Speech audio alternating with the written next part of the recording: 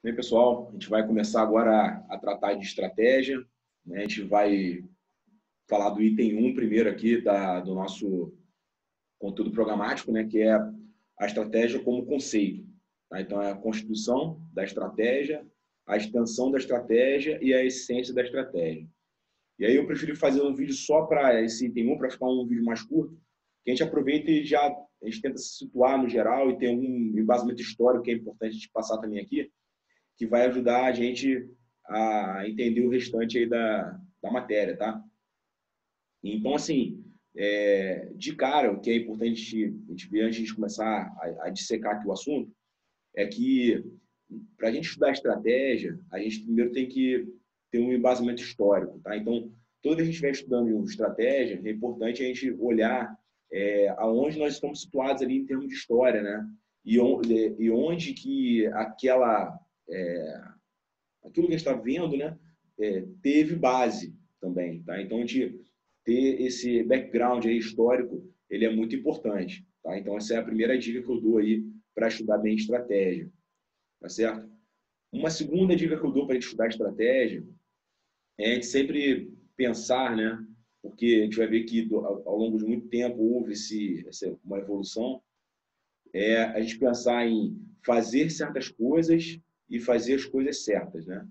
Então, assim, a gente vê que o nível político ele está preocupado com fazer as coisas ali da forma como ele imagina, dentro dos objetivos nacionais ali, os políticos, tá? E fazer certas coisas, tá? Já o estratégico, quando ele começa a descer e chegar até o combate efetivamente, você vê que tem que ter uma necessidade de fazer as coisas mais certas, tá? Para poder, de fato, chegar nos objetivos que foram traçados pelo nível político, tá? E a gente vai ver que essa evolução, ela não aconteceu de forma linear, não. Tá? Então, a gente vai ver que no início houve uma grande resistência por parte de muita gente, né, para poder, se for o caso, a gente gerar essa articulação verticalizada aí entre a política e a estratégia. Tá? Ao mesmo tempo, a gente vai reparar também que houve muita dificuldade ao longo do tempo, ainda mais depois que você teve a evolução, né, da tecnologia, a revolução das informações, primeira revolução industrial, segunda revolução industrial, tá, onde você teve o aumento dos exércitos, necessidade de maiores articulações, movimentos, né, a vida da ferrovia, aquela coisa toda, para você concentrar exércitos, dispersar, aquela coisa toda, foi tendo cada vez mais dificuldade de tratar isso em termos de estratégia com a tática, naquela trilogia ali, política, estratégia, tática, tá? E aí, ao longo do tempo, foi se percebendo a necessidade, né, de você ter um meio de campo aí que veio inicialmente com a arte operacional, lá com a União Soviética, né? Mas só que só foi realmente consolidado depois da Segunda Guerra Mundial, tá? A gente vê, por exemplo, os escritos aí de Rosinski, que tratam sobre estratégia operacional, né? Enfim, a coisa só foi consolidada efetivamente ali da década de 60, década de 70, tá? Então não foi tão rápido isso, entendeu? Então só para vocês entenderem que esse processo ele demorou um tempo, tá? Desde ali da época de ouro, né, do pensamento estratégico, que foi ali século XIX, né, Belle Époque, né, aquele período ali pós Congresso de Viena, né, até a Primeira Guerra Mundial e depois as evoluções que se teve ali que foram desencadeadas, né, pela Primeira e pela Segunda Guerra Mundial, tá certo? E aí depois que aí até divide-se, né, um pensamento mais clássico e um pensamento mais contemporâneo, né? A gente já vê a importância também que a arma nuclear, né, a dissuasão nuclear, ela tem também nesse contexto, tá? A dissuasão nuclear, por exemplo, ela destruiu aquela ideia realmente de vez de você não ter um nível operacional, tá? Então, tem algumas coisas, não sei se vocês perceberam, mas é importante falar aqui, tá? Eu vou fazer como você veio fazendo até agora, né? Chamando atenção para o que eu acho que pode cair em prova, do que é importante, tá certo? Então, para começar, um detalhe que eu acabei esquecendo. Então, eu falei essa parte do background histórico, né? A outra coisa, na hora de estudar estratégia, a gente tem que pensar sempre, vou falar das três palavras em inglês primeiro, que eu acabei decorando assim, estudando dessa forma, mas depois eu passo para o português. sempre que a gente estuda estratégia, a gente tem que pensar em end, means e ways, tá? É o quê? É basicamente as finalidades, né? Os fins, tá? Os meios e os métodos, tá certo? Então, é basicamente assim, é, a, a, a metodologia que eu uso, né? Digamos assim, como pensando em sistemas, né? Um input, tá?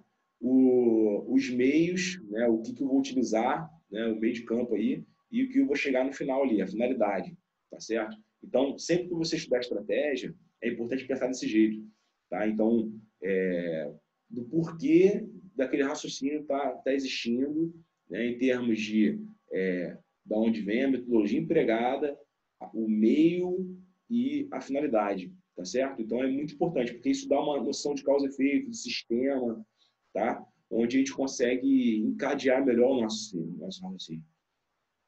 O estudo de estratégia ele se torna tão mais fácil à medida que a gente consegue encadear raciocínios de um com o outro, associar uma coisa com a outra, pegar ideias de um de outro ali e tentar juntar. Não adianta nada, por exemplo, eu vejo muita gente me perguntando, né? Por exemplo, se eu atualizei aquele resumão com as frases e as pessoas. Assim, eu, sinceramente, eu acho que isso é bisoleu do ponto de vista prático, né? Teórico, assim, é legal você pegar e organizar ali tudo, mas na prática eu não acho legal porque a gente vai ficar mecanizando uma coisa que não é para ser mecanizada. Tá? A gente tem que tentar, na medida do possível, entender ali por que aquele pensador ali, aquele estratego ali, falou aquela frase, qual foi o contexto que ele estava e qual é esse N means ways aí, né? Onde é que ele estava situado? E qual escola que ele estava? Escola clássica, neoclássica, moderna? Ele estava dentro de qual extensão da estratégia? Primeira extensão, segunda extensão, terceira extensão? Qual é a associação da extensão com a escola? E aí, onde é que esse pensador se encaixava ali? E assim fica mais fácil da gente entender o porquê que ele falou, que aquele pensador falou certas coisas, tá certo? Então, fica assim, essa dica aí, porque senão vocês vão gastar muita energia na hora de chegar finalmente para a prova, tentando decorar isso. Eu acho que isso é energia demais. Vamos entender o encadeamento, eu acho que fica mais fácil. Tá? Então, fica esse encorajamento aí para vocês. E agora vamos passar a tratar realmente do que interessa aí, é a matéria, né? Então, começar com a construção da estratégia. Você repara que o Dr. Begarry, né, o livro Tratado de Estratégia, é efetivamente um tratado. Os tratados, ao longo do tempo, né, agora já mais para o século XXI, né, final do século XX, início do século XXI, a gente vai ver que eles vão minguando, né, a gente vai tendo menos tratados. Por quê? Primeiro, pelo desafio hercúleo que é ler um tratado. Né? O tratado, geralmente, são as patacas desse tamanho, e aí as pessoas querem coisas mais simples. Né? Então, aquela coisa que a gente viu lá do Pascoal Bonifácio, lá em Geopolítica, né? Daquelas dicotomias, né? Aquela coisa do aumento, né? da curiosidade intelectual, mais simplificações abusivas. Né? Então, a tendência natural nos dias de hoje é a gente diminuir um pouco essa ideia dos tratados, embora eles ainda existam. Né? O próprio Couto Begarry, essa edição que nós estudamos é de 2010, ou seja, a gente vê que existe, mas está diminuindo. Isso existia muito mais. Né? A gente vê, por exemplo, aí o Tratado de Jomini, né? O Précis de l'Art da Guerra, ou seja, digamos assim, um preciso da arte da guerra, né? Onde ele faz a taxonomia da guerra, que não existia até então, e fica até meio suguento, né, para você ler, e por isso ele foi até taxado de, embora ele tenha feito um sucesso enorme, né, ele foi taxado de enfadonho, né, embora ele tenha influenciado muita gente. É típico de uma época onde se tinha necessidade de você ter isso, tá? Então, hoje você não tem muito isso. Então, como é que o Couto Begarry fez? Ele construiu a obra dele aqui. Ele colocou em seções e itens. Então, você vai ver, por exemplo, que no Tratado de Estratégia, você tem assim, seção tal, aí vem assim, item 235. Então, ele foi meio que separando para quê? Porque na hora que você consulta o índice é bem detalhado. Né? O índice do Couto Begarry é um índice enorme. Por quê? Porque a ideia dele era que a gente, se fosse o caso, consultasse especificamente aquele assunto, não precisasse a gente ler linearmente ali o livro para poder ter acesso a algum conhecimento, tipo, chegasse ali e fosse pontualmente no que a gente quisesse obter. Tá? Então, essa é a ideia. A gente vai ver que a construção do Couto Begarry foi assim. Tanto é que na nossa bibliografia, eles procuraram ser fiéis ali à construção do próprio Couto-Bergarie ali, fazendo a numeração certinha, batendo com o que está no índice do Couto-Bergarie, tá bom? Um outro detalhe também é que eu venho notando, ainda mais no ano passado, né, que a ideia de bibliografia foi a mesma, mais ou menos ali em torno de 3/4 da prova foi do Couto-Bergarie, foi tratado de estratégia, tá? E os outros ali, 1/4 ali, né, 25% até 30% mais ou menos ali, foi do Las Vedan, tá? Que é aquela ideia lá da estratégia marítima do século XXI sobre o enfoque ali do pensamento do Almirante Castex, tá? Então, só para a gente também ter uma noção, né, em termos de gradação de esforço, né, em uma coisa e em outra, tá? Às vezes a gente concentra esforço em uma coisa, sendo que, na verdade, a maior parte dos pontos está em outra. Então, se ter a lógica, né, e a gente imaginar que vai acontecer a mesma coisa que no ano passado, a gente vai entender que a nossa prova vai ter mais coisa também do Couto-Bergarie. Tá bom, pessoal? Bom, agora tratando efetivamente da construção da estratégia. Então, a gente vai ver que, como tudo na história, né, as coisas elas crescem, né, se constituem, se conformam, né? Aí depois disso você tem uma estabilização e depois a coisa se institucionaliza, né? Se organiza efetivamente. E aí você vê que inicialmente ali você tem os primeiros, né, os pioneiros, né? Aí depois você tem um avanço enorme, né? Aquela coisa vira moda, e aí depois a coisa se estabiliza de novo, no outro platô. Então você tem platô, aumento, platô. Normalmente tudo funciona dessa forma, né? Tem alguns pensadores já mais modernos que chamam isso de paradigm shift. Tipo assim, degraus de paradigma, né? Isso aí vem da teoria do Thomas Kuhn, né?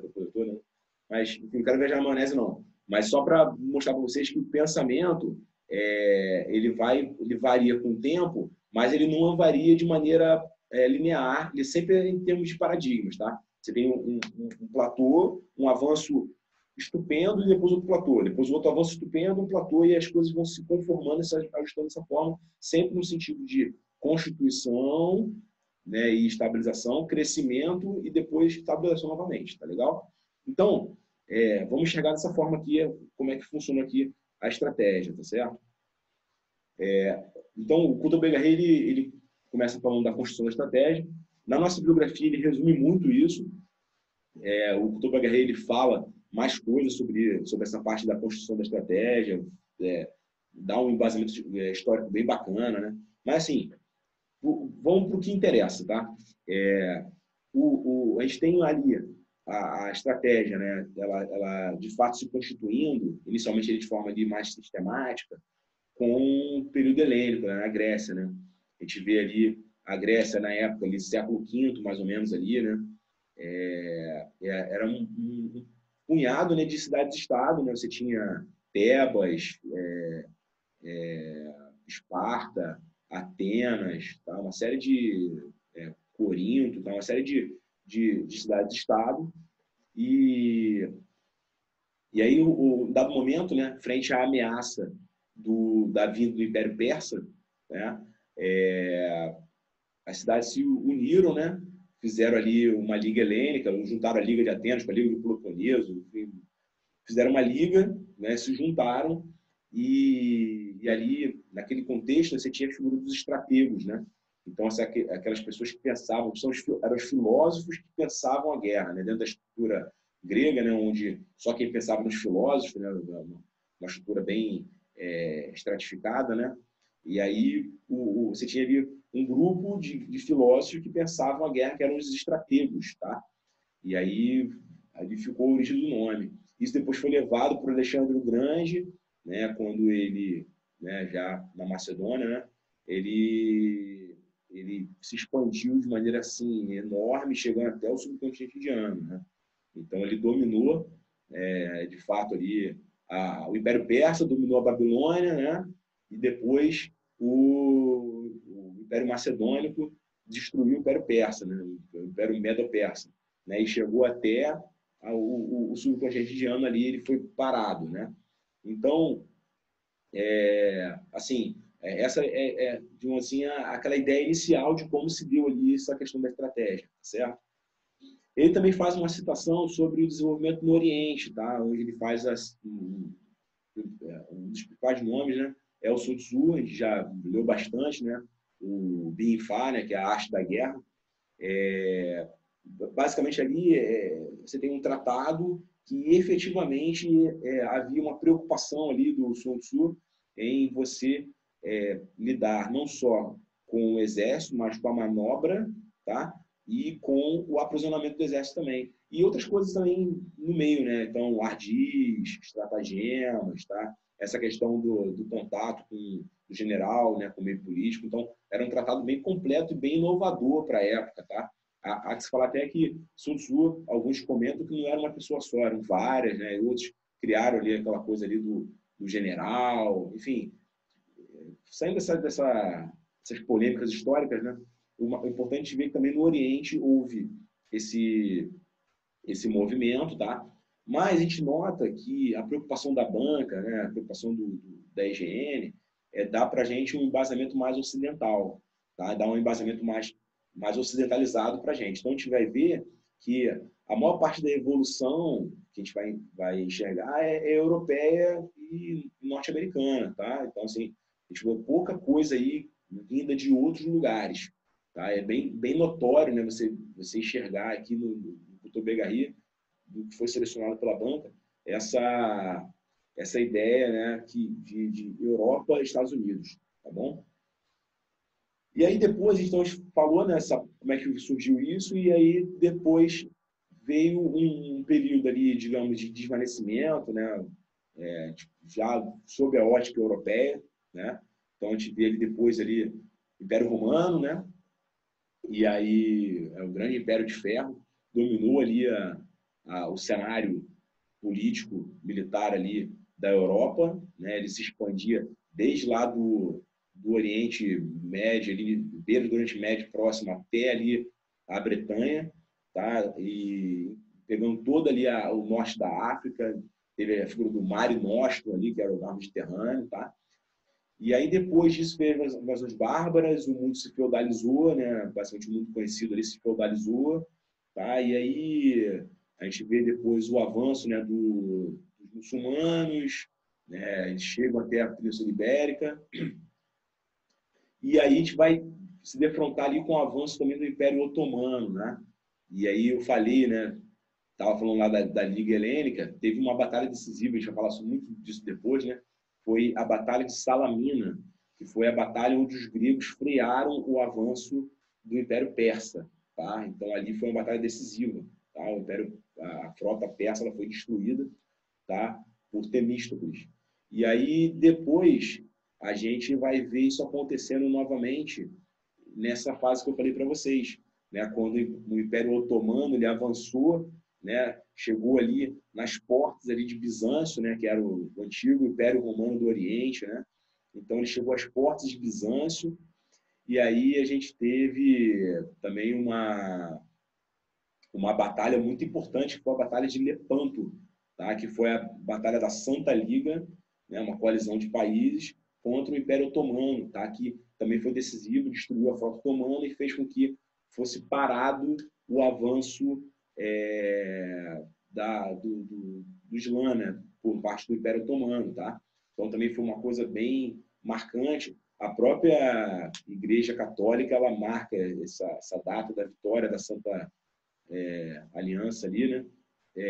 Como sendo uma data da própria igreja, né? Então assim, é bem interessante ver como é que a história ela conforma essas coisas, né? Então assim, no geral a gente vai ver que inclusive o Couto-Bergarie coloca como uma nova batalha decisiva também, nessa batalha de Lepanto também, tá, pessoal? Mas a gente não vamos ficar nisso agora não, porque a gente vai, quando a gente for falar de Marran, a gente vai falar de batalha decisiva, tá? E aí a gente vai começar a ver que houve um movimento, né? Então, a gente vai estar vendo na história, né? Então, ali, isso aconteceu no século XVI, tá? E aí a gente vai vendo a necessidade, né, o avanço ali, né, da arte bélica, né? Digamos assim, né? Só que aí você sente a necessidade, efetivamente, de evolução já no século XVIII, tá? Então, o século XVIII, né, ele chamado de já o século das luzes, né? Onde, de fato, você vê ali a teoria iluminista, né? Pensadores como Montesquieu, Jean-Jacques Rousseau, né? Que trouxeram ali uma nova forma, né? de pensar, né? Libertando ali, né? Trazendo aquela ideia renascentista, né? Então, se libertando daquele pensamento mais de Idade Média, efetivamente, colocando já uma nova maneira da gente pensar, né? E isso aí estava tudo levando, né? A própria Revolução Gloriosa que aconteceu, né, em 1689, tá? Então, assim, já tirando já na Inglaterra ali o antigo regime, né? Então, a gente vai ver a crise, né, do absolutismo vai começar a se defrontar, né? Aquela coisa dos súditos, eles não começam a não se conformar mais com aquela lealdade, né, direcionada, né, para o rei, né? Aquela coisa que a gente viu em política, né? Não sei se você lembra. E aí vai ver que o sentimento nacionalista em termos de aculturação, né, de cultura geral, vai se sobrepujando, né? E aí os exércitos nacionais, eles vão, que já eram exércitos permanentes, né? Eles vão cada vez se tornando também mais poderosos, né? Vão ficando com mais gente. Então, assim, já vê que o século XVIII ele foi um caldeirão, né? Um repositório de diversas tendências, tá? Em termos, principalmente de ideias, que mudaram a forma que você concebia, né? a maneira de lidar com a guerra. E aí, o que aconteceu? Em 1771, né? Eu marquei aqui, você vê o aparecimento, né? O reaparecimento, digamos assim, do termo estratégia e do estrategista, tá? Estratégia e estrategista, tá? Que veio com o Joly de Mazeroy. Se escreve Joly com Y de Mazeroy, tá? Joly de Mazeroy. E aí você vê ali já uma preocupação ali em você lidar, né, com o combate, né? Ligar com estratégia e combate, né? Ele lança aquele conceito da grande tática e a tática dos exércitos, né? A grande tática ou tática dos exércitos, tá? E aí, nesse caso aí, inicialmente, seria a estratégia, seria isso, né? A estratégia seria a tática dos exércitos, né? Aí depois a gente também a figura muito proeminente, né? Que é o arquiduque Carlos, da Áustria. Ele escreveu em 1818, né? Princípio de estratégia, tá? E já em 1831 é quando a semântica, né, do termo estratégia efetivamente se conforma, tá? Então, ó, 1831, tá? A gente vai ver que esse período de final ali do século XVIII, início do século XIX, ele foi assim meio que um período onde as consequências dos pensamentos que foram semeados no século XVIII vieram à tona, cresceram, tá? Se frutificaram, tá bom?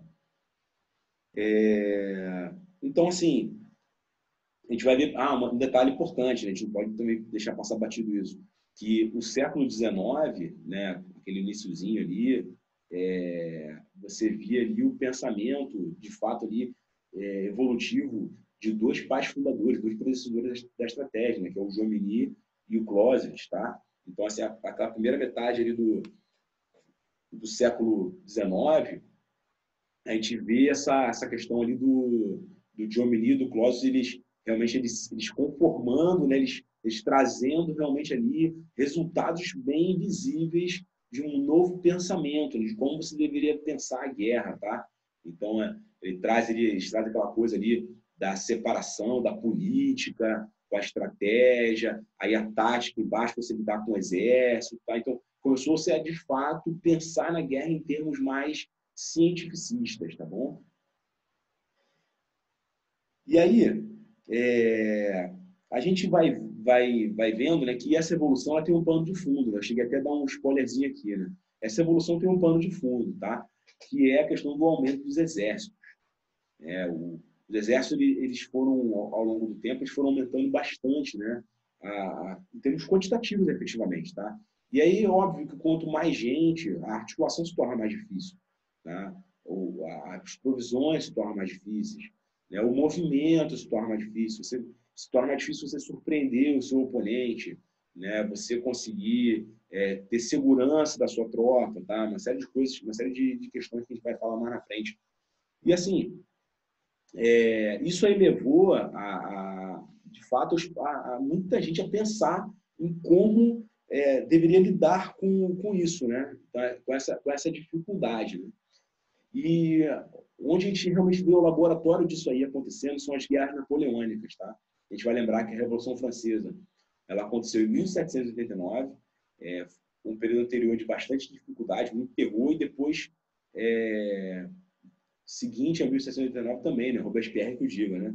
Então, assim, a gente vai ver que a ascensão de Napoleão ela veio numa ideia de tentar estabilizar aquele caldeirão, né?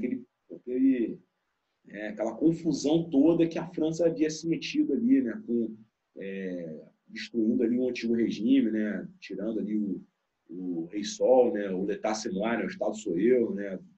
Então, você tirar ali o Rei Luís ali. Então, assim, você via que ali você já tinha realmente ali um momento de inflexão, tá? Então, as guerras napoleônicas elas foram muito traumáticas na história mundial, né? Principalmente para a Europa, tá? Muito conhecido ali para a Europa. Então, até que depois, no Congresso de Viena de 1915, ele gerou uma tentativa, né, de paz, né, por meio de um concerto europeu, para você, de forma que, com um equilíbrio de poder, com a maior credibilidade possível, você pudesse ter uma paz completa. Você viu, por exemplo, o livro do Immanuel Kant, né, que ele falava da paz perpétua, né? Então, assim, trouxe esse conceito também. Então, assim, você viu um movimento que chegou, né, chegou no século XIX, já numa ideia de você fazer ali o máximo para não ter guerra, né? Tudo é que foi a época da Belle Époque, né? Uma época onde muitas ideias, os sucessos da primeira Revolução Industrial, que estavam conduzindo a segunda Revolução Industrial, o mundo estava crescendo, né? A comunicação, as ferrovias estavam aparecendo, as primeiras ferrovias apareceram ali em 1830, 1840, tá? Então, ferrovias aparecendo, diminuição da distância, aquele primeiro fenômeno da globalização, né? Então, assim, você estava vivendo uma época muito boa, né, em termos de avanço, né, da humanidade, tá? Que chegou o início do século XX, vai lembrar de história, né? O início do século XX foi um período assim onde as pessoas não viam de maneira assim clara a possibilidade de haver uma guerra, tá? Então, diversos tratados eles eram feitos, né? Eram feitos tratados de não agressão, tratados para você não... aquela coisa de antipirataria, né? A pirataria que assolou, né? Os corsários, piratas, que assolaram ali o mundo até o século XVIII ali. Depois do século XIX foi feita uma série de tratados ali que fizeram com que o mundo praticamente se esquecesse que um dia houve piratas, né? Então, já vê que isso teve resultados práticos na Primeira e Segunda Guerra Mundial, né? Então, enfim, tudo isso aí, eu estou falando tudo isso para você para a gente poder criar esse embasamento teórico para a gente imaginar o do porquê, tá, da estratégia e como é que foi aí a Guerra Napoleônica nesse contexto. Então, Napoleão, ele estabilizou a França e com isso ele começou também a expandir, né? Ele tinha guardado as devidas proporções, né? Ele tinha aquele mesmo medo da Rússia, né? A Rússia que cresceu, né, fruto da insegurança, né? A França tinha mais ou menos a mesma coisa. A gente estava vivendo uma época onde a Grã-Bretanha era um grande império mundial, insular, e a França via a necessidade de se contrapor a essa força, né? Tomando poder, se expandindo no continente europeu, tá certo? E aí a gente vai ver que esse processo ele foi cheio de armadilhas, né? Então, as guerras napoleônicas foram, na verdade, foram uma guerra de diversas coalizões contra a França. Tá? Se eu não estou enganado, né? Se não me engano, são 7 coalizões, né? Até a derrota completa de Napoleão em Waterloo, tá? Então, a gente vê que essas guerras elas foram meio que colocando à prova, tá, o pensamento até então existente, tá? E assim, o que acontece? Na época de Napoleão, Napoleão introduziu uma série de inovações, né? Então, Napoleão ele introduziu, por exemplo, a artilharia independente, aquela necessidade de você amaciar o terreno com a artilharia antes de você avançar com a cavalaria e com a infantaria.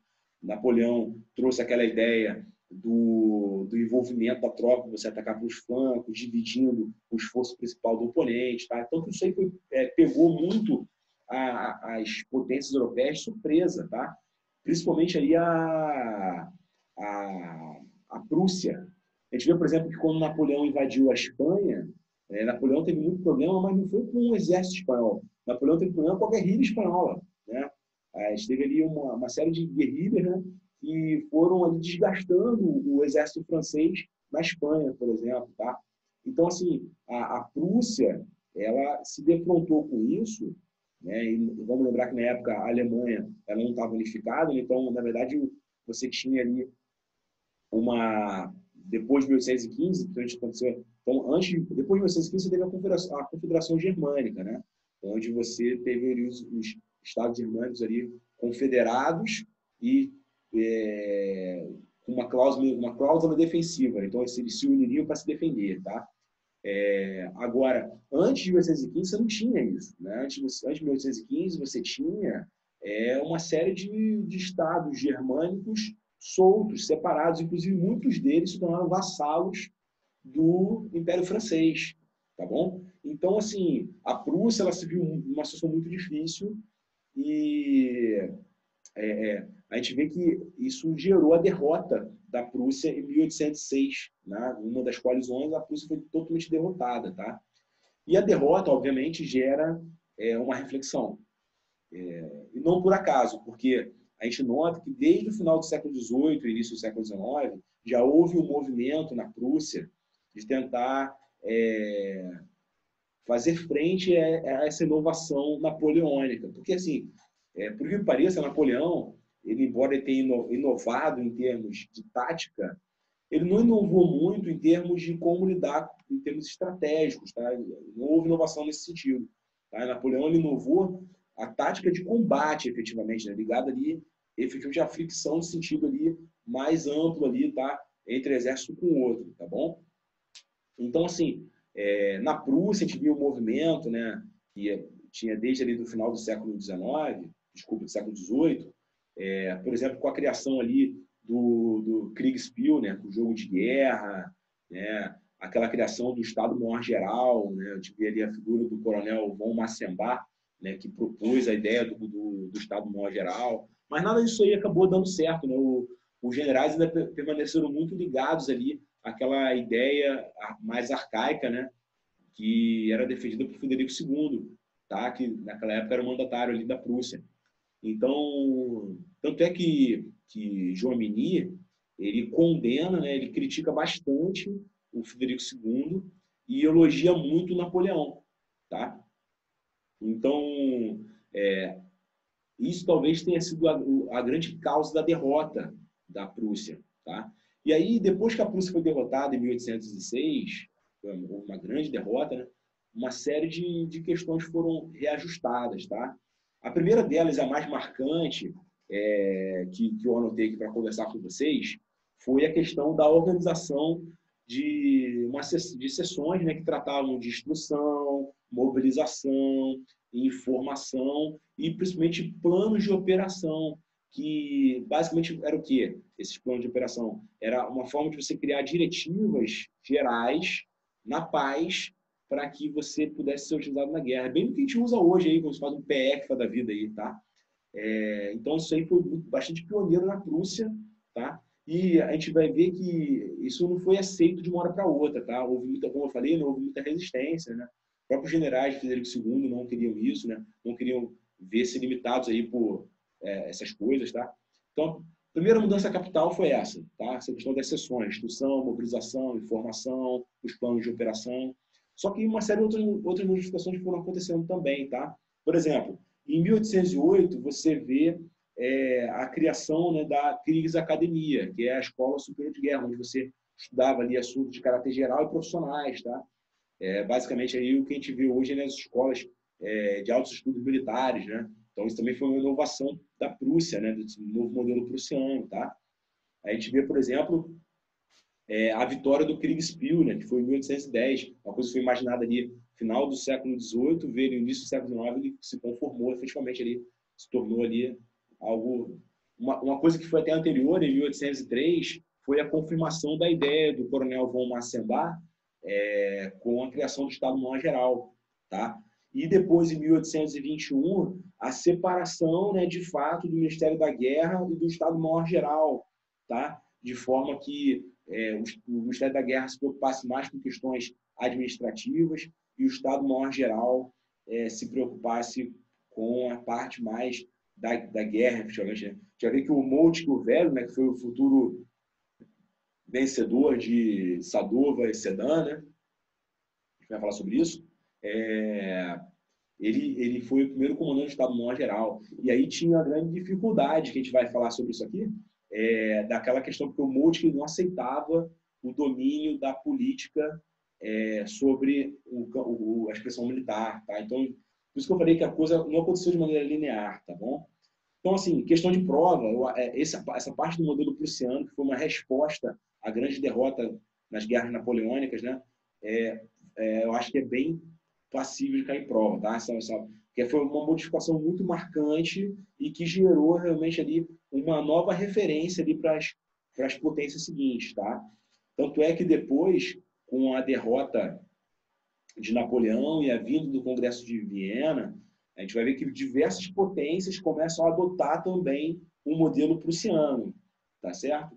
Então, é bem interessante relacionar desse jeito aí. Só que, assim, adotam cada um do seu jeito e, que eu falo sempre, não linear, cada uma de uma maneira diferente, tá certo? Então, muito bem, pessoal. Falamos, então, do modelo prussiano, né? E aí, a gente vê que esse processo todo ele culmina ali já no final ali de 1830 com uma modelagem totalmente diferente, tá? Que veio combinada também com avanços tecnológicos. Ou seja, o exército da Prússia também ganhou não só em termos de qualidade, né? Com adestramento, prontidão, tá? Informação, táticas, tá? Melhores, mas também ganhou em termos tecnológicos, tá? A Revolução Industrial, ela estava se espalhando, né? Aquilo que lá no século XVIII aconteceu inicialmente na Grã-Bretanha, depois se espraiou para a Europa, tá? E a gente vai ver aí que a França, principalmente a França e a Prússia, elas se industrializaram, tá? Bastante. E aí a gente nota que a Prússia ela ganhou realmente ali por questões mais do seu povo, né? A posição geográfica, uma série de questões aí fizeram a Prússia ela se desenvolver bastante, né? Só que mesmo assim ela ficou para trás pelo fato de não estar unificada, né? Os Estados germânicos eles não terem se unificado, não estarem ainda unificados, como estava, por exemplo, a França. A Prússia acabou ficando para trás na corrida imperialista, tá? Para colonizar a Ásia e a África. Tá? Isso, inclusive, foi uma das origens da Primeira Guerra Mundial. Tá? Por quê? Porque esse processo que se deu de 1830 até 1870, esses 40 anos aí, foram anos onde houve evolução tecnológica, mas, de fato, a Prússia não conseguiu se unificar. As guerras de unificação da Alemanha, elas demoraram um tempo considerável, tomaram muita energia, né, que fizeram com que os governantes, principalmente o Bismarck, eles não conseguissem olhar para fora. Enquanto isso, a Inglaterra já estava com o seu império colonial já bem desenvolvido, a França também estava andando nesse processo, né? E a gente viu ao mesmo tempo aí a independência dos Estados Unidos, né? Que aí se estabilizou realmente no século XIX, né? No final de 1776 foi a independência, e aí no século XIX se estabilizou, teve até a Guerra da Secessão, né? Depois, né? Nos Estados Unidos, né?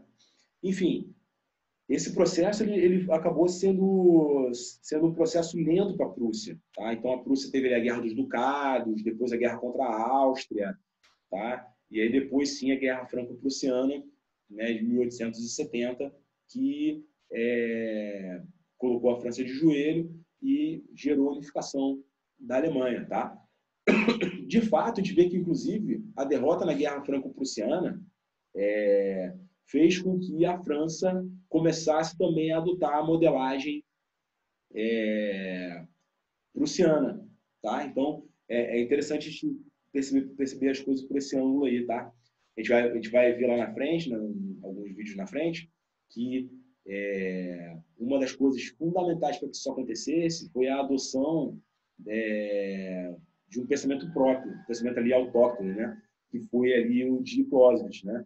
Então, o exército prussiano, né, os generais prussianos, eles não iam ficar confortáveis de adotar o pensamento de Jomini, por exemplo, que criticava Frederico II, criticava a Prússia e, ao mesmo tempo, elogiava Napoleão, elogiava a França. Ou seja, não fazia muito sentido você ter um pensamento em termos doutrinários ali na Prússia com base jominiana. Então, Clausewitz veio muito nessa ideia aí, tá?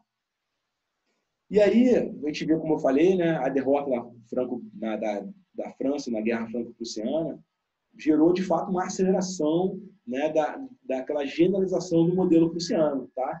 Então, a gente vê aí que de 1870 até a Primeira Guerra Mundial, essa modelagem de conduzir a guerra, né, de forma prussiana, ela ganhou muita atenção do mundo, tá? Ganhou muitos adeptos, tá bom? E aí começou-se realmente ali uma discussão a fundo. Então a gente teve uma era de ouro ali do pensamento estratégico ali que aconteceu ali em 1870 e 1880 ali até 1914, no início da Primeira Guerra Mundial, né? Onde a gente teve ali aquela questão ali voltada ao pensar a guerra, né? Então, estratégia é ciência ou é arte, né? Por exemplo, o Jomini, ele pensava que a estratégia é uma arte, é a arte de conduzir os exércitos, né? O arquiduque Carlos, ele da Áustria, ele pensava a estratégia como ciência, né? Eu falei já da obra dele, né? Ele pensava a estratégia como uma ciência, né? Bem ali, em termos racionais. Já o Clausewitz, ele pensa na estratégia de maneira mais filosófica, de maneira mais teórica. Ele pensa na estratégia como um arcabouço teórico, né, que vai fornecer ferramentas para o general conduzir, né, a guerra, tá legal? Então, assim, a gente vai ver que uma das coisas que mais dominaram essa questão aí foi como eu articular e como eu operar. Tá? A gente começou a ver cada vez mais dificuldade, da mesma forma que a gente viu lá na época das guerras napoleônicas que eu expliquei aqui. Depois da Guerra Franco-Prussiana, o mundo nunca tinha visto exércitos tão grandes quanto os da Guerra da Unificação Alemã. Tá? Por exemplo, a Batalha de Sadova, que significou ali a derrota da Áustria, né? Frente à Prússia, ela viu o exército de 500 mil homens, tá? Depois a gente vê na Batalha de Sedan, que foi a derrota, também que foi a consagração de Moltke, né, o velho, né? A gente vê a derrota da França e já coisas de 1 milhão de homens, tá? Então, assim, já vai vendo que cada vez mais essa dificuldade ela se tornou presente, né? Embora a tecnologia esteja aparecendo, né? A questão das ferrovias, né? O navio a vapor, os canhões, né? Com a arraiada, os fuzis com carregador, em vez do carregamento pela boca, né? A metralhadora também. Então, assim, uma série de coisas foram fazendo com que, e principalmente ali o gigantismo dos exércitos, né? Foram fazendo com que houvesse a necessidade de pensar a guerra de uma forma diferente, né? De como eu tenho que articular o meu exército e como eu tenho que operar o meu exército. Então, essas discussões, elas permearam ali os centros de debate ali sobre guerra no final do século XIX. Tá? Isso aí abre margem, já que até agora a gente falou de como é que a estratégia se constituiu, né? De a gente falar da extensão da estratégia, né? Então, assim, a estratégia, ela de fato, ela adquiriu ao longo do tempo, né, 3 extensões. Nesse primeiro momento, como eu estou falando para vocês aqui, final do século XIX, ela estava na sua primeira extensão ainda, que era aquela do estratégia, paz e guerra, tá? Então, a primeira extensão da estratégia, paz e guerra. Então, eu tenho que pensar ali o quê? Tenho que pensar sempre em termos militares, né? E como é que eu vou estar pensando alguma coisa ali para trabalhar o combate e como que eu tenho que trabalhar ali a preparação, né? Uma coisa, o emprego e o preparo, tá? Então, foi a primeira uma das grandes preocupações iniciais. E aí a gente via muitas divergências. Por exemplo, a gente via, por exemplo, que Castex, ele que já é uma escola neoclássica, ele falava, né, que, por exemplo, a tática é aquela coisa da guerra, a estratégia é o que está fora, tá? Então, assim, a gente vai vendo que a gente tem uma grande discussão. Uma das pessoas né, que trouxe uma coisa pioneira, a forma de pensar pioneira, foi o general Jung, tá? Em 1880, ele trouxe a ideia da estratégia positiva, da estratégia militar, estratégia ativa. Tá? Então, assim, ele fala que a estratégia positiva é a preparação das vias e meios, né? A estratégia militar é aquela coisa da parte mais voltada aqui, a parte política, né? E a estratégia ativa, né, é o uso judicioso das tropas, tá? Então, ele trouxe essa divisão aí. Então, assim, se for perguntado na prova, o general Jung, ele tem um papel muito importante nessas discussões, tá? Porque ele, por meio dessa trilogia dele, né, de estratégia positiva, militar e a ativa, ele começou, de fato, a colocar as coisas no seu devido lugar, tá bom? Por exemplo, Mahan, ele fala que a estratégia naval é tão necessária em tempo de paz quanto em tempo de guerra. Tá? Então, isso é um pensamento já mahaniano, tá? De você pensar na paz e na guerra, tá legal? A gente vai ver que isso aí nem sempre é verdade. Tem alguns pensadores que se recusavam, né, a pensar na guerra quando estivesse na paz. Tá? Então, isso aí, a gente vai ver que isso aí foi bem controverso, como eu falei, nunca linear. Uma coisa bem interessante, quando a gente vai falar de estratégia marítima, vai falar muito dele, né, do Colbert, né? No Colbert ele tem um livro que foi bastante comentado, né, criticado, que é Alguns Princípios de Estratégia Marítima, tá? Some Principles of Maritime Strategy. Ele traz o conceito de Major Strategy e Minor Strategy, né, onde essa Major Strategy está associada à questão da articulação, né, do campo militar e político, enquanto que essa Minor Strategy ela está associada com a estratégia das operações em si, né, do conduzir o teatro, né, de operações, tá bom? Então, assim, a gente vai vendo que essa primeira extensão aí, ela também... Não é que... É importante ter, foram 3 extensões, tá? Não é que uma acabou e começou outra. Depois começou. Não. As extensões, elas foram meio que indo de forma acumulativa, tá bom, pessoal? Assim que a gente tem que raciocinar, tá certo? Então, a primeira extensão, paz e guerra, tá? Aí depois veio uma segunda extensão. Foi visto que isso não é só pensar em termos militares na paz e na guerra. Foi também vista a necessidade de a gente pensar em termos militares e não militares, tá? Então, aí começou as grandes discussões, né? Por exemplo, o general Ludendorff, ele inverteu o axioma de Clausewitz, né? Lembra que Clausewitz ele tem uma frase famosa, né? A guerra é a continuação da política por outros meios, né? E o Ludendorff ele inverte esse axioma, tá? E falando que a política deve estar a serviço da guerra, tá? Então assim, na verdade ele está invertendo nas coisas, né? Então o Ludendorff ele tem essa tendência de inverter o axioma, tá? A gente vê, por exemplo, o Clemenceau, em 1917, que foi a voz da França ali durante ali o Tratado de Versalhes, né? No final da Primeira Guerra Mundial, ele falava, e tem aquela frase famosa, né? Que a guerra é um assunto importante demais para ser deixado para os militares, né? Para os generais, tá?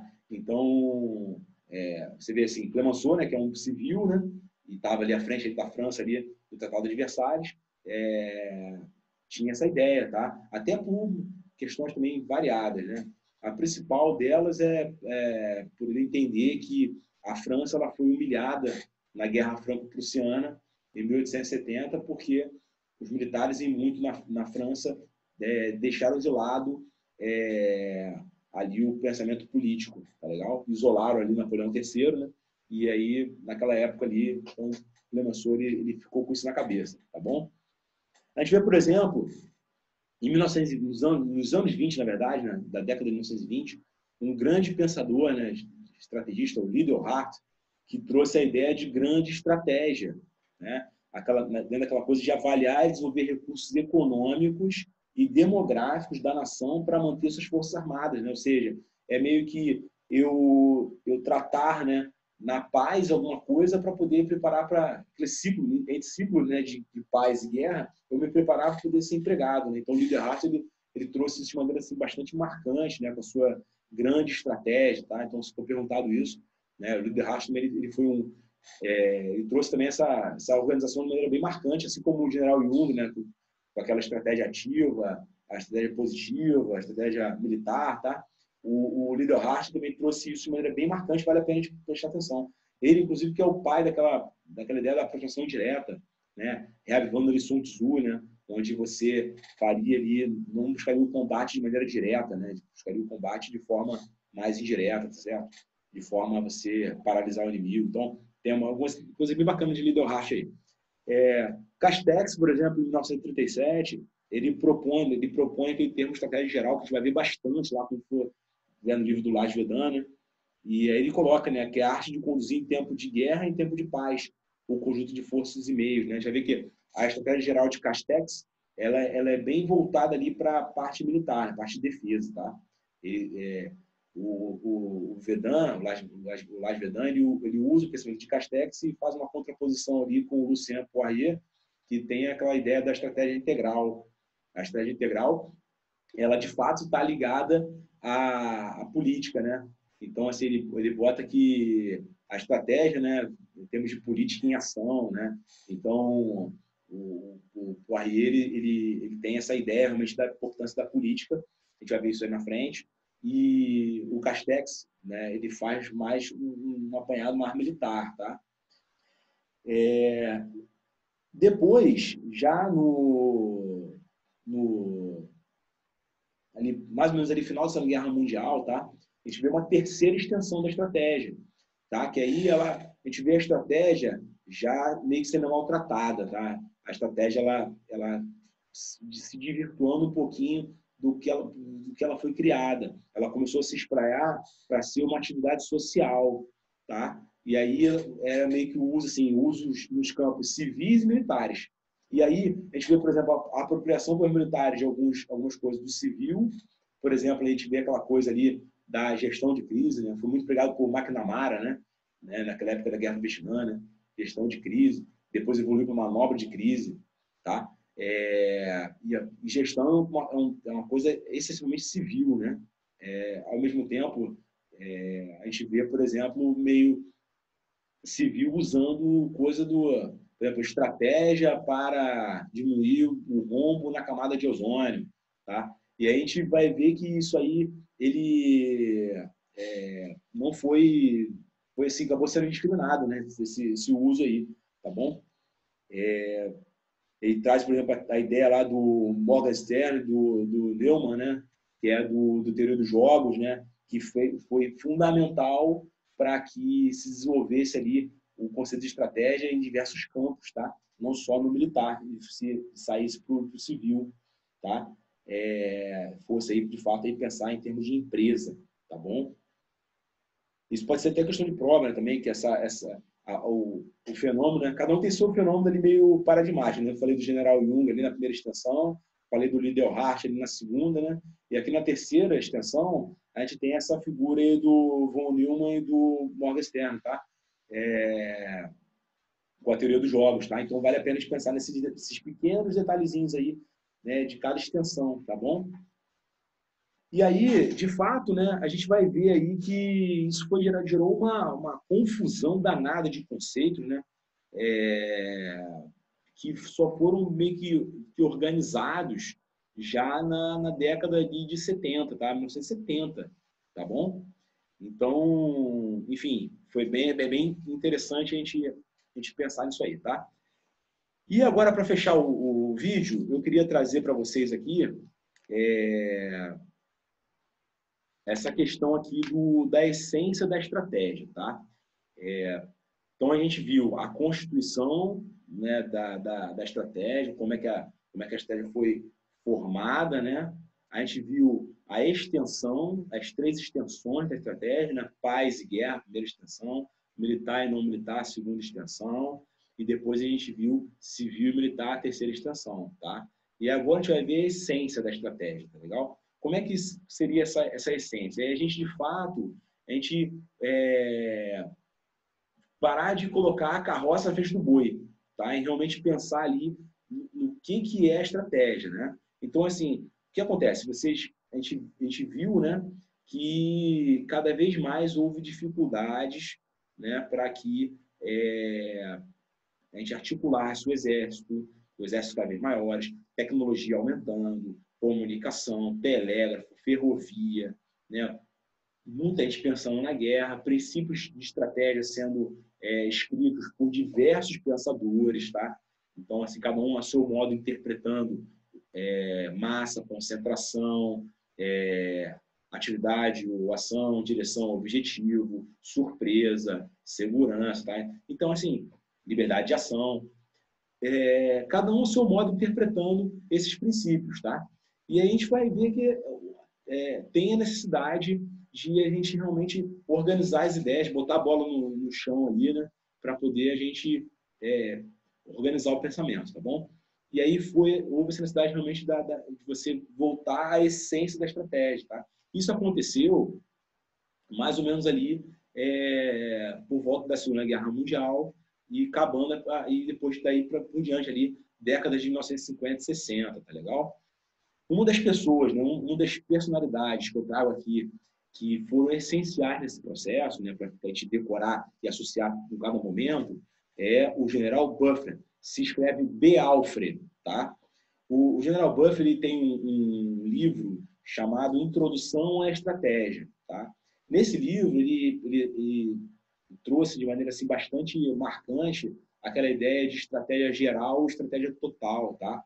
E que a estratégia total é onde você vê ali o envolvimento da política, efetivamente, ali a política entrando em cena definindo objetivos políticos para o emprego militar, tá? E a gente vê ali a estratégia geral, tá? Onde você vê uma articulação de diversas estratégias que atuam baseadas ali no pensamento político, tá? Então, um dos pioneiros a pensar nisso de maneira mais sistemática foi o Buffer, tá? E aí trouxe essa questão de como pensar a estratégia, né? Como organizar as ideias, né? E aí, lembra que eu falei que, por exemplo, começou a ter confusão no civil, se usar termos no paisano de estratégia e tal? E aí isso começou a gerar muito problema, tá? E aí o Buffer, o que ele fez? Ele começou a pensar na estratégia em termos dialéticos, tá? Talvez por influência de um filósofo chamado George Hegel, né? O que acontece? A dialética, o raciocínio dialético, ele funciona assim. Você tem uma tese e você tem uma antítese, tá? Quando você coloca essas duas ideias, né, de tese e antítese, que são ambíguas, né, e digamos assim, paradoxais entre si, e conflita essas duas tendências, sai uma síntese, tá? Então, basicamente, a dialética funciona assim. Isso foi base, por exemplo, do pensamento marxista, quando ele criou, por exemplo, a luta de classe, né, da burguesia contra o proletariado, e a síntese seria o socialismo, que depois geraria o comunismo, tá? É mais ou menos por aí. E aí, o que acontece? O Buffer ele pegou essa ideia e transportou ela para pensar em termos de estratégia, tá legal? E aí ele começou a pensar em termos assim, a dialética, a estratégia, é uma dialética de vontades onde é utilizada a força para se chegar a pôr a termo, né, objetivos políticos, tá? Só que depois ele não ficou satisfeito com isso, porque ele pensou assim, vontade está muito associada ali realmente ali ao embate, né, ao combate efetivamente. E aí depois ele começou a evoluir naquele termo, né, de inteligência e vontade. Ele passou a associar vontade a tática. E aí trouxe o termo inteligência e ligou a estratégia, tá legal? E aí o novo conceito ficou: a estratégia é uma dialética de inteligências em que é utilizada a força para a chegada, né, para você pôr a termo, né, objetivos políticos, tá legal? Então, assim, quando o Buffett parametrizou a ideia de você falar de uma oposição de inteligências, a coisa se organizou. Porque aí já não há mais que se falar, por exemplo, em estratégia contra o clima, tá? Porque o clima não é uma inteligência, tá? Você tem que sempre tratar em termos de antagonismos de inteligência contra inteligência. É o que Castex fala de o próprio e o outro, tá legal? Então, assim, sempre uma inteligência contra a outra, tá? Então, vale a pena a gente dar uma olhada em Buffett nessa questão aí, tá? E aí, a gente vê que até aí também não houve um consenso, né? A gente vê, por exemplo, a figura do coronel Grande-Maison, que um pouquinho antes da Primeira Guerra Mundial, ele falava que basicamente o importante era de tratar do nosso e não se preocupar com o inimigo. E aí a gente vai ver que na prática pensar dessa forma gera derrotas e problemas amargos, né? Então a gente não pode, tem que pensar sempre, a gente não pode pensar em intenção do inimigo, né? A gente tem que pensar nas possibilidades do inimigo. Tanto é que lá no PTC, a gente tem lá na fase 3 da etapa 1, né, aquela coisa da possibilidade do inimigo, LA, confronto, né? Então, a gente tem que pensar assim no inimigo, ou seja, essa coisa da estratégia como uma dialética de inteligências, tá?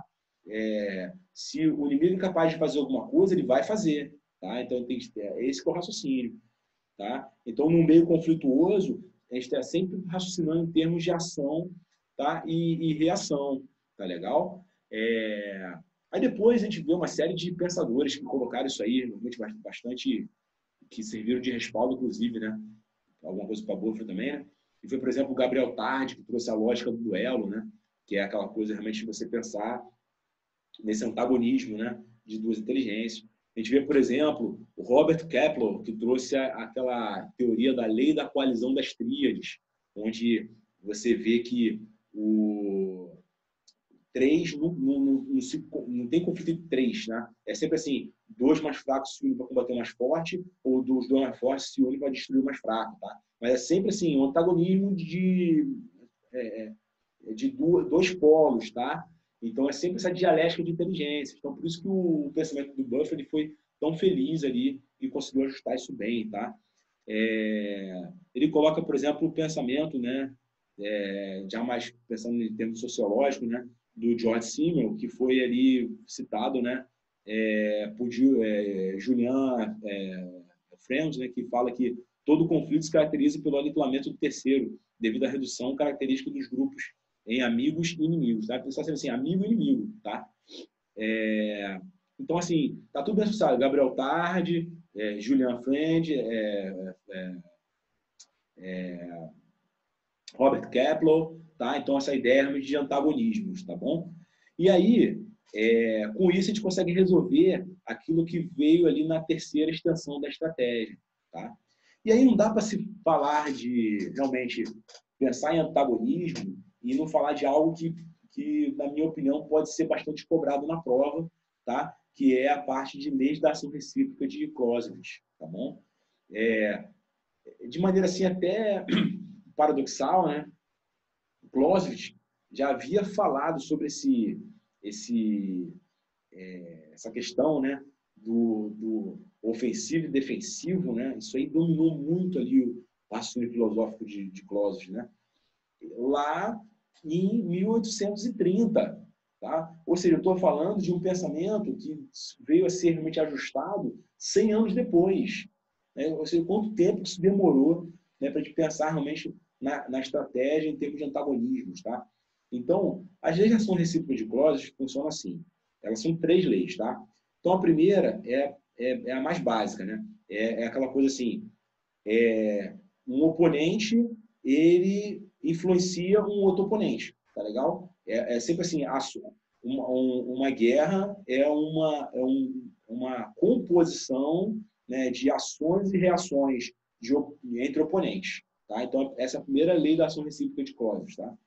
A segunda lei da ação recíproca de Clausewitz é que a guerra, né, não é que há um oponente, né, onde você tem ali uma massa viva se batendo com uma massa morta, tá? Então, assim, a segunda lei da ação recíproca, ela me diz que ou eu abato ou eu sou abatido, tá certo? Então, assim, aquela coisa assim, enquanto o oponente tiver condições de reagir, ele vai reagir, tá certo? Quando ele não for abatido, tá? Então, ação e reação, abato ou sou abatido, tá? E depois vem a terceira, né? Que se eu realmente quiser abater, eu tenho que expor ao sacrifício a minha força de resistência, tá legal? Então, assim, eu tenho que pagar um preço por isso. Quer abater o teu oponente? Quer. Né? Sabe que o teu oponente também é uma força viva que reage sobre você, que age e reage sobre você, tá? E se você quiser abater, exponha a tua força e resistência ao sacrifício, tá certo? Então, essa é a terceira lei da recíproca de Clausewitz, tá? Então, o Buffett, o que ele fez? Ele pegou e meio que organizou o pensamento de Clausewitz, né? Grosso modo, né? Dentro da lei da ação recíproca, e trouxe isso para um raciocínio mais contemporâneo, tá legal? É basicamente isso. E aí, as leis da ação recíproca de Clausewitz, elas tiveram consequências, tá certo? Então, a primeira consequência, então, assim, na prova ele pode perguntar as leis, pode perguntar as consequências da lei, tá? Eu acho que, para mim, o mais importante são as consequências da lei, porque ela leva uma série de reflexões que evoluem até hoje, tá? A primeira consequência da lei da ação recíproca de Clausewitz é que a guerra não é um ato isolado, tá? A primeira lei é o quê? Ação e reação, né? Então, assim, não é um ato isolado, tá? Então, você tem uma série de coisas ali, né, que acontecem, ela não vem, né, de uma coisa repentina, tá legal? A crise, ela evolui, né? Então, assim, nunca é um ato isolado, tá bom? A segunda coisa é que a guerra, ela não se constitui em apenas um único golpe, tá? Ela ali sem duração, de curta duração, né? Então, assim, sempre que eu der um golpe e não destruir o meu oponente, eu tenho que esperar a reação dele. Vê, por exemplo, na batalha de Sedan, o que o Moltke fez? Ele atacou o exército francês e depois ele pegou, o exército francês não foi destruído, e ele fez o quê? Ele selecionou posições defensivas e esperou, porque eram posições lógicas onde haveria ataque do francês. E ali ele bateu o exército francês. Ou seja, já tendo essa ideia de que haveria, de fato, uma reação, tá certo? Então, bem dentro das ações recíprocas de Clausewitz, tá? Então, essa aí da segunda lei, né, que é aquela coisa ali do oponente, né, o abato ou sou abatido, é que a gente conclui que não se resume só a um único golpe, tá legal? E a terceira, que é aquela coisa de expor ao sacrifício a força de resistência, a gente conclui disso aí que a guerra não é algo absoluto no seu resultado, tá? A gente conclui que existe sim consequências, né, para o bem e para o mal da guerra, inclusive podendo gerar uma outra guerra, tá legal? Então, essas são as três consequências. E algumas coisas aí, né? Teoricamente, se a gente pensar ali numa sociologia weberiana, né? De mecanismo fechado, né? Que, assim, o tempo todo a gente tenta pensar a estratégia como um sistema fechado, né? Onde o que um ganha, o outro perde, né?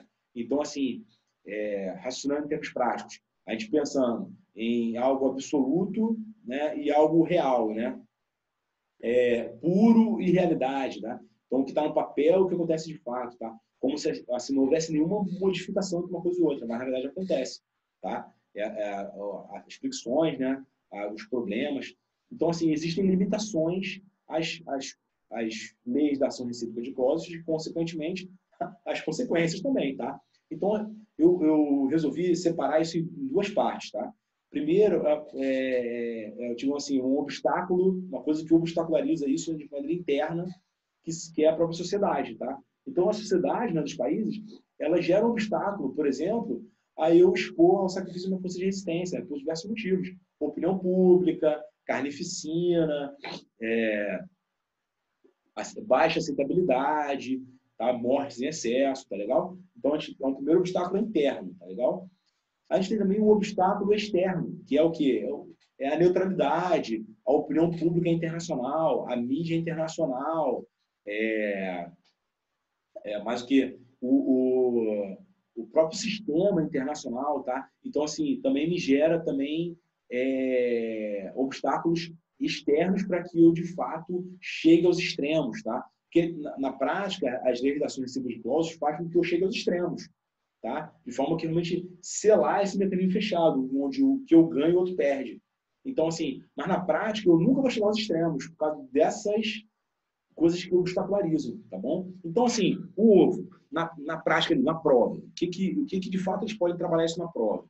Eles podem trabalhar as extensões da estratégia, a primeira, segunda e terceira extensão, essa confusão que pode ser gerada daí, a conclusão de Buffet sobre a dialética e lembrou dialética, lembrou das leis da ação recíproca de Clausewitz, né?